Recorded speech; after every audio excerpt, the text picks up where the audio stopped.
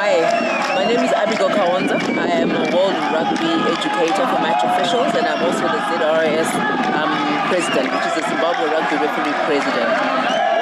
Basically, we want to encourage all females to come on board.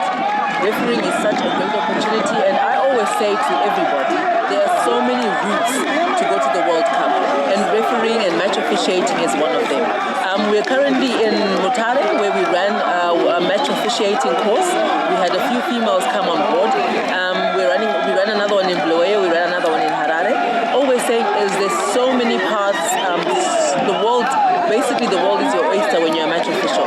You can take up any route, but it all starts with match officiating. We've got examples such as the Precious Pazani, who's a level 3 referee, one of the top female referees in Africa, and she's actually now on the World Rugby panel. And all we're saying is, come, let's have fun, let's enjoy the game, and the best teachers in the house is in the center. So I'm urging all women to come through, I'm urging girls, players, everybody to come through. We've got a drive going on to make sure we are pushing our females, our women, to actually come and match officiate and then map a way forward from there. Everybody is so welcome.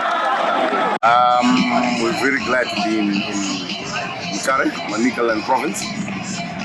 Very thankful to our main sponsor, Paramount Garments, for making this event possible. We've got 6 of our Premier League teams that were brought up from Harare to Mutare to play 2 of the Mutare teams, Old Estonians and Mutare Sports Club, making it 8, which is the Premier League teams in the Paramount Garments. We've got 25 teams in the league, consisting of the Premier League, Division 1 and Premier Women. So we're really thankful to Mutare Sports Club for hosting us, and we're really enjoying the hospitality we've been given.